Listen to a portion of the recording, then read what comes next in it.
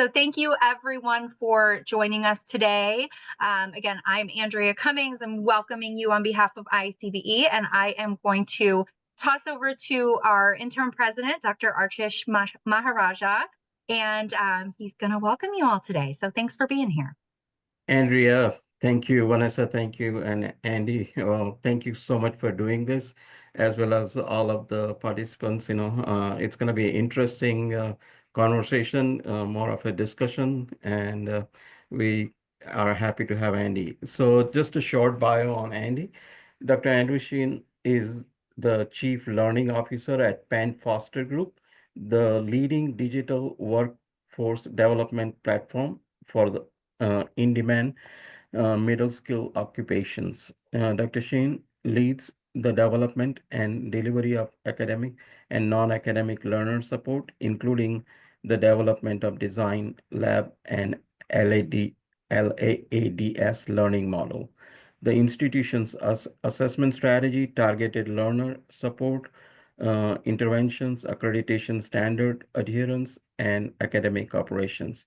He earned his Doctor of Educational Leadership and Management from Alliant International University, his Master of Education from the University of Northern Colorado, and his BA in Sociology of Education from University of Northern Colorado.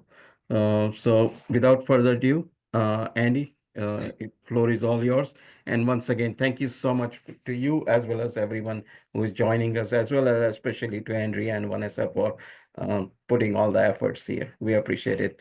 And I will mute myself and listen to you. Thank you. That's great. Hey, thanks for the great intro. It's a pleasure to be here. I'm looking forward to spending some time with y'all. And I think the context here is this will be a bit of a primer. I think we'll go maybe 30 minutes, but for those of you who will make the actual conference, we'll go in much more depth and have a bit more of an enriched discussion. So, okay, well, what are you going to be learning about for the next 30 minutes? The elevator version is I've had the pleasure of being a chief academic, chief learning officer, almost 15 years at fairly large scaled environments. And I thought to myself, what is it over those 15 years that I've really learned? And I've tried a lot and failed a lot, but a couple things I've been part of a team that's really moved the needle. What are those things? That's what I really want to share with you today. That's the elevator version of what we're going to hear about. And I thought as a way to just warm up, get the juices flowing, think about your favorite professor. Someone who really was a great instructor, someone who really cared about you, someone who really inspired you, mentored you. When we're together in person, we'll actually talk about this in a little bit more depth, but for the sake of time, I'll just share mine. His name was Dr. Joel Levine, and he had always incongruously buttoned shirt. His hair was almost never combed. I think he rarely taught anything on the syllabus, to be honest. But he really made you think. And he would do all sorts of cool stuff. And one of the things that I really liked, he would leave these quotes on his board, really thought-provoking quotes. And a few of them have really stayed with me. And the one that I'm sharing with you today is one that has really stayed with me. It's by Alfred North Whitehead. And he said, "What's worth learning is worth learning well." So just a little bit more about me, and I'll be quick, but just to get to know me a bit, looking forward to getting to know you all when we're together face to face. I grew up in kind of like a unique upbringing. Both my parents were pupils of Rinpoche, who's a crazy wisdom teacher. And my father, as his pupil, was asked to start what was kind of like a Buddhist commune in the Rocky Mountain Dharma Center in Colorado, which is now RMDC, has actually grown and flourishing quite a bit. But when I was a little kid, my dad was there. It was really, really early days. There was no running water, and it was a crazy environment to grow up in. And Rinpoche, what he would do, he would take the kids there and he would give them a blessing, and his blessing would be he would give you a middle name. And so my middle name he gave me was called Sopa, which means patience. If for some reason there's somebody on this call who's been worked with me in the past, like that you know that he was being ironic, because I'm like the most impatient person you ever met. I want to eat all the candy bars right away. I want to do all the cool things as fast as we can. Like I am the opposite of patience. But more interestingly, it made my initials Andrew Sopa Shean, which spelled ass. So thank you, Rinpoche, for that. Middle school was tons of fun. Something else just really fun is that my wife and I, pictured here, when we got married, we won the Four Seasons $100,000 wedding, which is a whole crazy story. But we came from very different walks of life. My upbringing very different than hers. My friends a little bit more wild than hers. And this is after an all-day open bar. And you can tell I'm getting to that point with my friends where I'm ready to have some fun and she's about to scold me. That's my wife, Four Seasons $100,000 wedding, kind of crazy. And then finally, that's my actual license picture. That's how I feel inside all the time. When I've shared this over the years, sometimes people will ask me if I used to wear sunscreen, and apparently not. All right, so that's a little bit about me. Really quickly about the Penn Foster Group, just to give you quick context of where I'm at now, which is where some of the ideas and evidence that I'm going to share with you have come from. Penn Foster Group is a very, very large online, mostly organization, everything from high school, career to college. Probably it's most well known for the online high school. Penn Foster High School is arguably the largest online high school in America. And one of the things that it's known for is very strong partnerships with B2B. And so, for example, some of the largest Fortune 500 companies, Disney, Target, Walmart, Ford, they all use our online high school as part of their tuition benefits program. Really proud to work at Penn Foster, been there for 3.5, almost 4 years. And when I first joined, my mandate was to dramatically improve student outcomes. And I won't spend a ton of time on this now, maybe a little bit more when we're together. But my humble brag is we're on the path. We're seeing some pretty remarkable gains. And part of what I want to share with you today is some of what we've done in order to achieve that, mixed in with some learnings from the last 15 years at various organizations. Now, there's been a lot, as you all might imagine, if you're leading organizations that are in the academic realm, I'm sure over the course of 10, 15 years, you've done a ton of stuff, like the lists and lists of stuff. Well, I was thinking about this Collins quote from Good to Great, where he said, if you have more than 3 priorities, you don't have priorities. I probably can't just give you a laundry list of 1,000 things. And so I thought, okay, well, what are the 3 things that I think have had the biggest impact? And I would argue number 1 would be, if you're going to, in a world of so many durable skills, and there's a lot of different lingo for this, skills that transcend, skills that all the employers want, that are more universal. I think durable skill is stuck in our organization. What's the one that you really should get right? And I'd argue critical thinking. The second is actually the one that I'll spend some time today on. Obviously, I'll spend all 3 when we're together in person. Is this idea that there should be, in my opinion, an evidence-based approach to teaching and learning.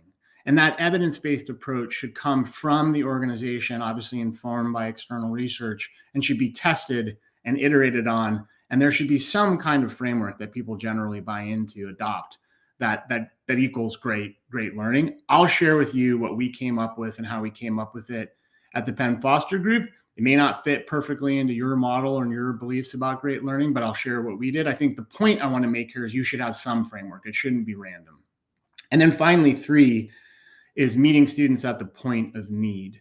We're in this kind of incredible evolution. It's sort of been for a while, but I think with large language models and the development of AI, we're at this moment where we're really able to do different types of creative support for students that are more 24/7. But I'd argue the importance of the human connection has never been more in need of. So what's this balance of technology and human that equals point of need support? These are the 3 things over the course of my career that I feel have had the greatest impact.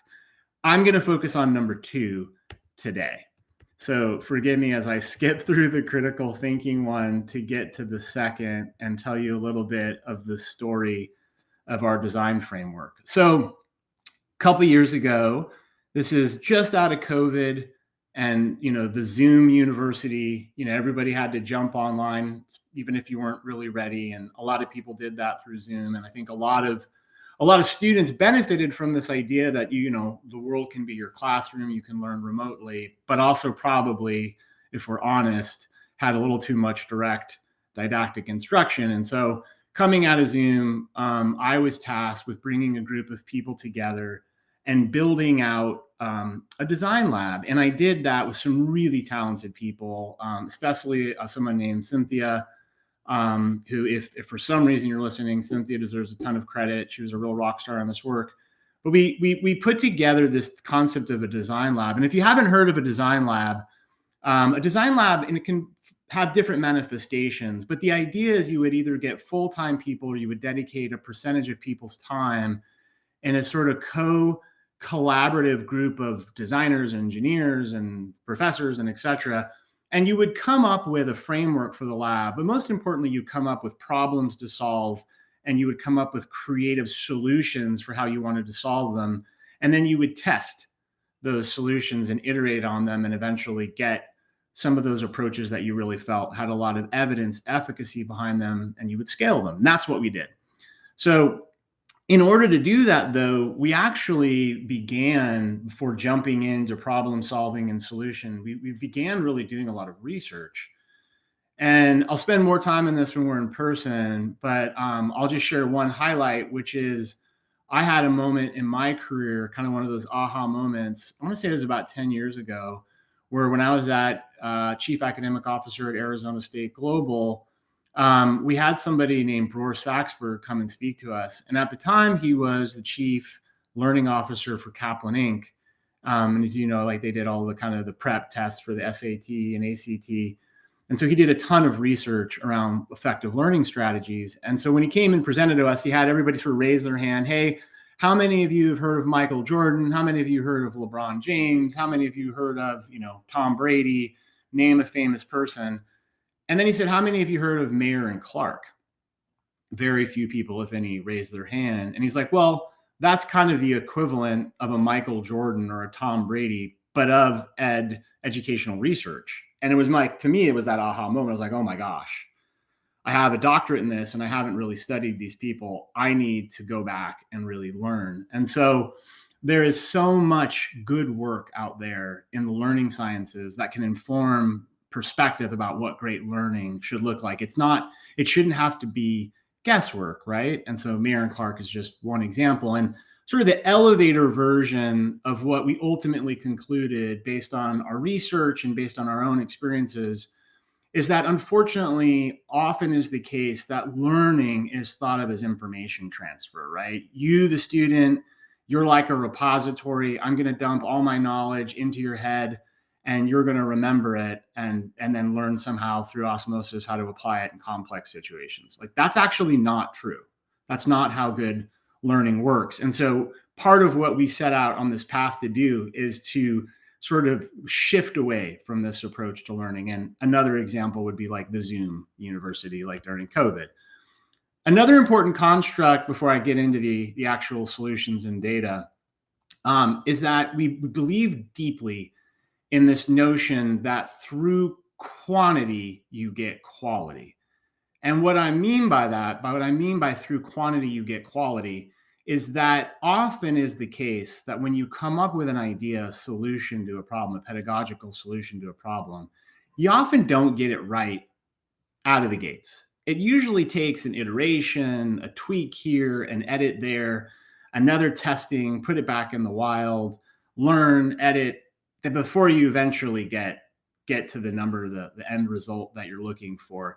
And so we really embodied this notion of educational-based research, which is another way of saying you have multiple rounds of designs and you iterate along the way. Through quantity, you get quality. All right, so think about for a second, similar to like your favorite professor, if you and some of your colleagues got together and did this sort of seminal research in the field and came up with a framework for how you were going to test it, what would be some of the things you would want to test? What would be some of the shifts maybe from how it's used to being done in the classroom or in the online environment, and what you would want to see done different, right? What would you come up with? We'll talk a little bit about that in more depth when we're together, but for the sake of time, today, as a bit of a primer, I'll share what we came up with. We came up with 5 concepts, 5 shifts, we called them at the time, that we wanted to test out. And those 5 shifts are moving from content-centered to human-centered approach to learning, from abstract learning to situated or authentic learning, from passive to active, from object competence to skill mastery, and from static learning to dynamic learning. And another way to think about dynamic learning is think differentiation. So what I'd like to do for maybe like the next 10 minutes is I want to just go through each one. I want to highlight an example, and then I'm going to show you some data to back up the fact that what we did actually had evidence, efficacy associated with it. And then again, when we're together, we'll spend a little bit more time on this, a little more depth, a little more conversation. So the first one is moving from content-centric to learning-centric. And the best way I think I could explain learning-centric is an example of my beginning ever first year of teaching. I taught at-risk youth, high school English. I had just gotten my doctorate. I had like a save the world complex.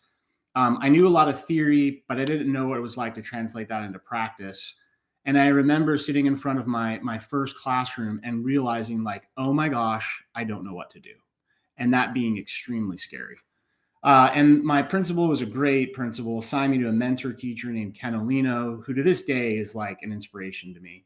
He reminds me a lot of like Robin Williams from Dead Poets Society type of teacher. And so I went over to his classroom and I walked in. He was jumping off tables. He had like a megaphone, and he just really cared about the kids.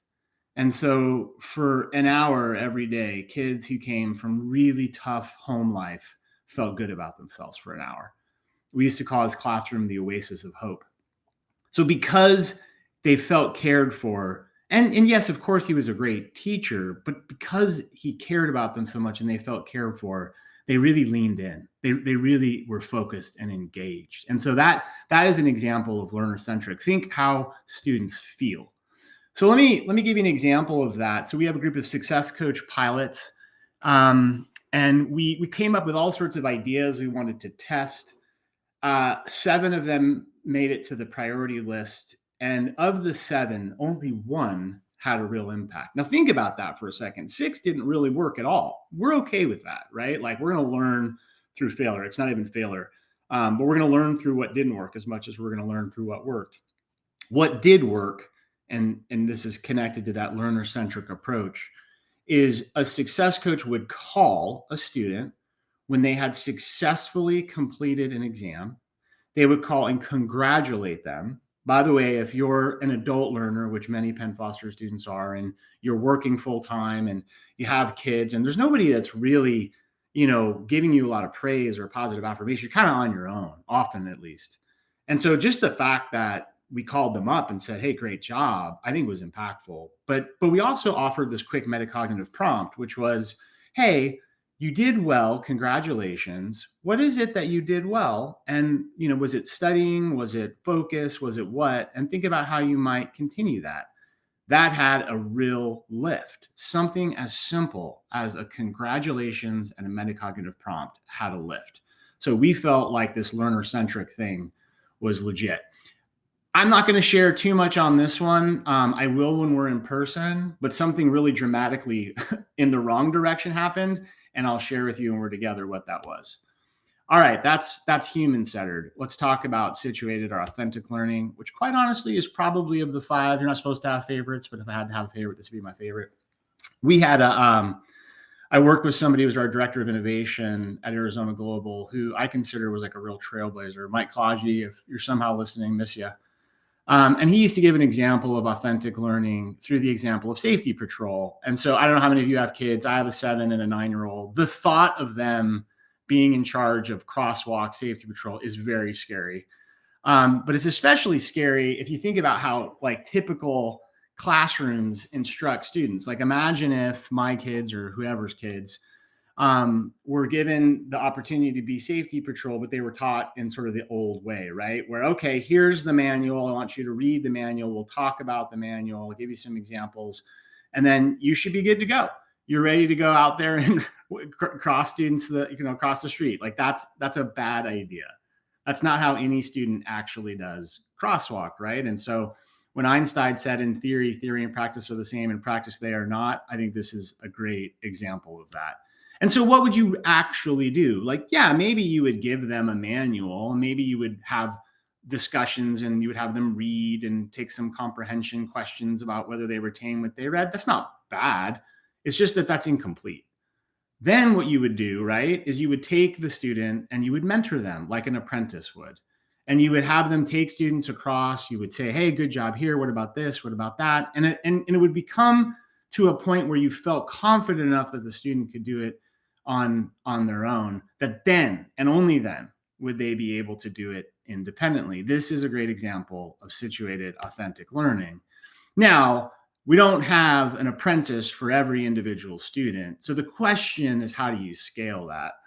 And I'd argue there are ways in which we can create simulations and case studies. And I think with AI, hopefully helping us with more of the rote learning assessment, we can get into the authentic real life application assessment. I will spend more time face-to-face going through some actual examples that we've come up with that are low cost, not immersive VR scenarios per se. Not that that's bad, but more just like simple design approaches that are relatively low cost and easy to implement, that embody this idea of situated learning. So the evidence. So this is an information literacy course in our high school. Tended to be around 43% completion, very much a read this, answer some questions on a quiz type course. We shifted to this situated approach in which students were presented these little scenarios. They were sort of tasked with putting themselves into a real life situation. They had to make decisions. Based on those decisions, they got different inputs. Then they had to make additional decisions. That shift from sort of just, abstract learning to authentic applied learning caused a dramatic shift in completion. So we felt we had some evidence to suggest this is really effective. Then we wanted to test active learning. This to me was really interesting. As we set out to do active learning, we did some qualitative research with our students, and we found out all kinds of interesting stuff. But I was extremely taken by how many students felt that they were bored in class. And it reminded me of the seminal research that we did. And this is Seymour Papert, who's passed away, and one of an amazing learning science, one of my favorite, arguably the founder of constructivism. And he would often try to compare learning in educational context with video games. And so he's like, video games are actually very hard. It's not easy. They're progressively more challenging, but the students are constantly doing. And sort of education can be the opposite of that. It can be boring and not challenging. And so that's a real problem. And so we came up with this idea that an optimal learning environment is 80% active and 20% passive. Now, this is hard. This is hard to achieve. I'll share more some of the explicit strategies we developed in order to move more towards active learning. But just think about what percentage of time students are asking, creating, doing, deciding, a multifaceted assessment approach in which there's this continuum assessments that happen all along the way versus you're reading and getting lectured at, and you don't actually demonstrate what you've learned or engage actively until like the end. Like that's what we're trying to shift away from. So the evidence, this is a math class for high school, ranging around the 42% completion range, very typical course in which students were given all sorts of direct instruction, but they weren't really able to apply until the end of lesson exam. And what we did here is we gave them all sorts of opportunities to practice, get feedback, practice to get feedback along the way, with both formative and summative assessments. And you can see this active approach to learning caused another dramatic lift in engagement. Two left, stay with me, hopefully. Skill mastery, I'll go kind of quick through this, but when I first joined Penn Foster, there was a big focus on what does it mean to shift towards skills. And I sort of like took some time to wrap my mind around what that meant. And one of my ahas was like, well, what if like the way to think about skills is, what is it that students are learning that they could directly transfer into a resume? That to me was like one of the ways in which skills became a little more sticky to me. And skills aren't just specific, specific career skill. It can also be things like durable skills, critical thinking. And in Penn Foster, oftentimes students will learn skills that they don't understand the value of, right? Especially if they have these general education requirements. I want to be a vet tech. I want to be a medical assistant. I want to be a pharmacy tech. Why do I need to take XYZ regular education course? And so what we did is we tried to really emphasize the skill they were learning, in this case, critical thinking, and its value, its translation to their resume, to their profession. And so one example is we applied this to our Essentials of Psychology course, which is a course our veterinary technicians need to take to fulfill a general education requirement. And when students began to see the reason why they were learning not only Essentials of Psychology, but they were learning critical thinking and how that was valuable for their future career, the engagement shot up. So the why, the transparent pedagogy, we call it, the explicit skills and the values of why you're learning them really mattered, moved the needle.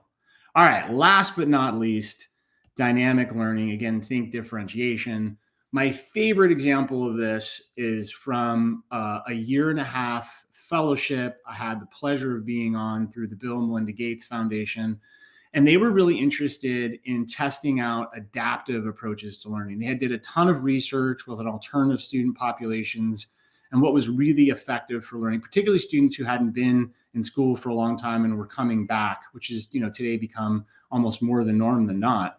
And they found adaptive learning was one of those. Digital courseware is what they called it, but I thought it was really just a disguise for adaptive learning. And so part of the fellowship was figuring out how to implement adaptive well. And so this is an accounting course at Arizona Global, Ford School of Business. And what we did is the student would enter the course. It was a 5-week undergraduate course. They would enter the course and they would be immediately put into an immersive simulation where they would meet their professor, who in this case pretended to be a boss, their first boss, and would give them a task as a boss to do a P&L comparison of 3 companies. The student oftentimes didn't know how to do a P&L comparison and then was dropped into this adaptive platform, given a little bit of a diagnostic assessment, and then given a personalized pathway to actually learn a P&L comparison. And then when they were done, had to go back and demonstrate to their professor / boss their analysis. So this to me was a great example of differentiation, dynamic learning, because it would combine both differentiated learning through an adaptive approach, a personalized path, but also had them demonstrate learning in a more authentic way. I can't share the results of this because they're with the Bill and Melinda Gates Foundation, but I'll just tell you there was a remarkable difference in outcomes and engagement.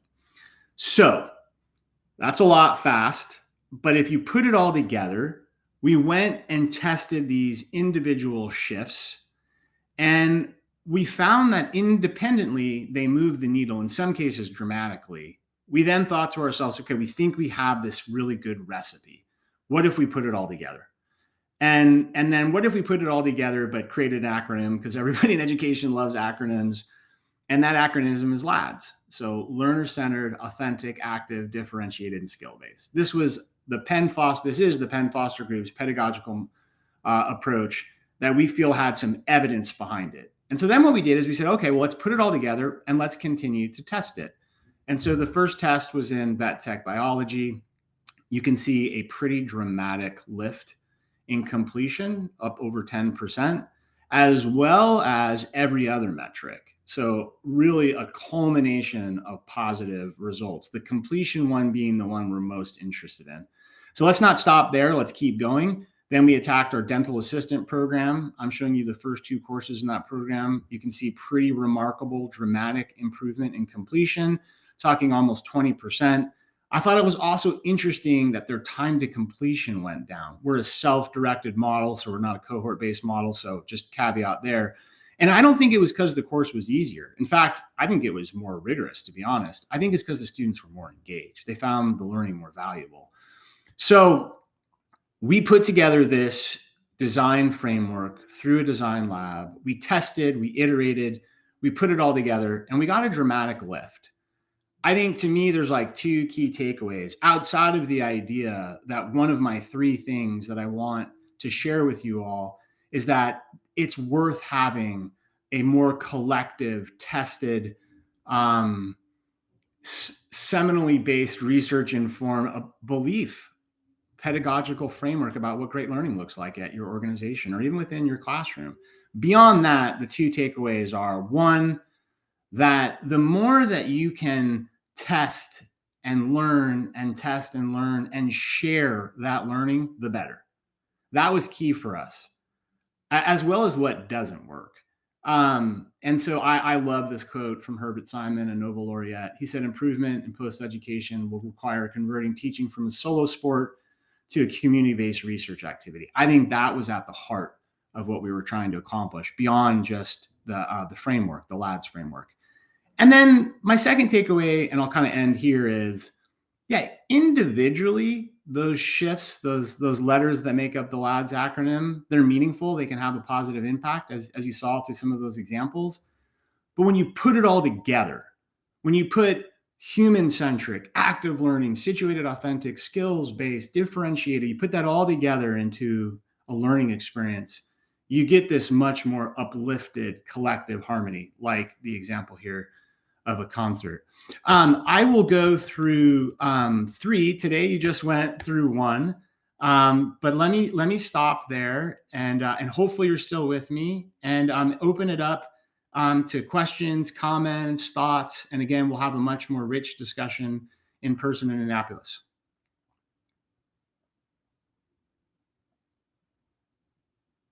Wonderful. Thank you so much. I'm even more excited for Indianapolis now. So thank you. We did have a question. Are you able to share some or all of these slides? Yep, I will share the slide. Wonderful.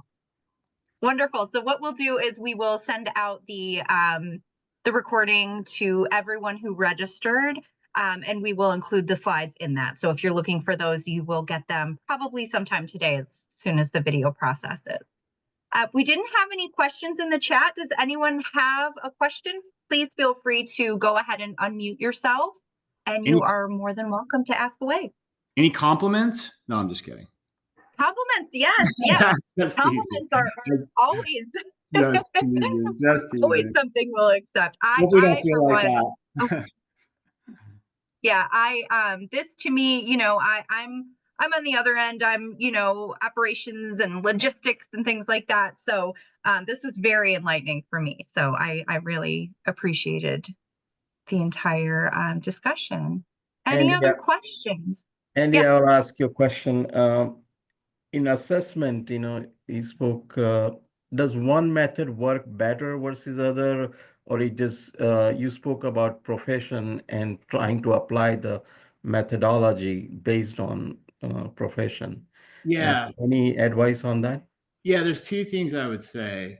One is like similar to the idea of like a pedagogical framework. It's worth having an assessment strategy. The 2 things I would say is, one is I think you should think of assessment on a continuum, right? Mm-hmm. That's everything from really good assessment is multifaceted. You should have, in some cases at least, you should have pre-test questions. You should have prior knowledge questions. You should have many assessments along the journey of learning that are more low stakes. You should have formative, summative assessments. Like there should be a continuum of assessments. The second thing, and this is, I think, your question, is my personal view, and I would argue this is to some extent backed up by research, is that authentic assessment is where you really get the bigger bang for your buck. So presenting in front of a professor and getting feedback and questions and guidance, to me, like that's authentic assessment. Authentic assessment might be, right, the apprenticeship model, and maybe you're actually out in the field and you're like an internship, for example, and you're actually trying to do what you would do on the real life job, and somebody's coaching and mentoring you. Like that is hard to scale and that can be expensive. But if you're asking like my personal opinion, again, part backed by research, that is the most legitimate way to truly demonstrate knowledge as well as offer rich personalized feedback, authentic assessment. You are very correct, Andy. I think internship is where probably I'll speak for myself. We all fall short, so to speak. We have supervisors, assessment, these, that, but we don't really have comprehensive assessment, which really tells us that what the skill sets were gained and what can we do to improve them. So thank you very much, Andy. Absolutely. We did have a question from Todd Herman who says, we are also trying to move in this direction. What would you start with? Ooh, that's a good one. I would probably, so I kind of said this in the presentation. I think there are times in which they sort of interweave together. But if I had to pick one of the five, I would do situated authentic learning. I think students are really hungry for real world, real life application, right? So how can we, in the classroom, in the online or blended environments, how can we situate students into real life examples, and then in that real life example create the learning, right? And again, like I'll share a lot more when we're together in Annapolis, but there's lots of ways to do that, and in many cases it doesn't have to be super expensive. Just one like quick example I'll share. I had the opportunity to design a doctorate in psychology, and we revamped some of these old psychology courses. And in the old psychology courses, the students had to read, I think it's called a DSM, like inventory, and they literally just had to like read and memorize it. And I thought to myself, as the design team did as well, I was like, wait a second, there's got to be a more real life application. And so what we did is we would have students go and like either select people like famous people, or we would give them personas of people, or we would even do like a 2-minute video of somebody like describing certain symptoms of them. And then they actually had to go and diagnose them. So in that shift from passive learning, sort of reading and memorizing, to direct real life application, that shift, in my opinion, was a dramatically more engaged student that led to deeper learning. So if I had to pick one, situated, authentic, applied learning. And again, Seymour Papert, I would argue, is somebody that's really worth reading, who I think of as kind of like a Yoda of situated, authentic, applied learning. All right. Any other questions? Again, please feel free. Oh, we have one popping up here. You did a great job putting together all the pieces I've thought about and did not have the chance to put together or research more deeply. I am curious about how this will also shift how we assess student learning, what we place importance on, and give value to the different roles that they bring to a project or deliverable. Definitely taking away many gems, and I'll have more defined questions in Indianapolis. And that was from Annette Santos. Oh, that's awesome. Thank you. And I can't wait to talk more with you. Yeah, I'm a learning sciences nerd. And so if anybody wants to geek out with me, I can't wait. It'll be fun to meet folks and have good conversations. All right. Okay. All right. Any other questions? Last chance. Okay. Well, thank you, everyone. We truly appreciate you joining us today. We're grateful for you hanging in with us with the technical difficulties.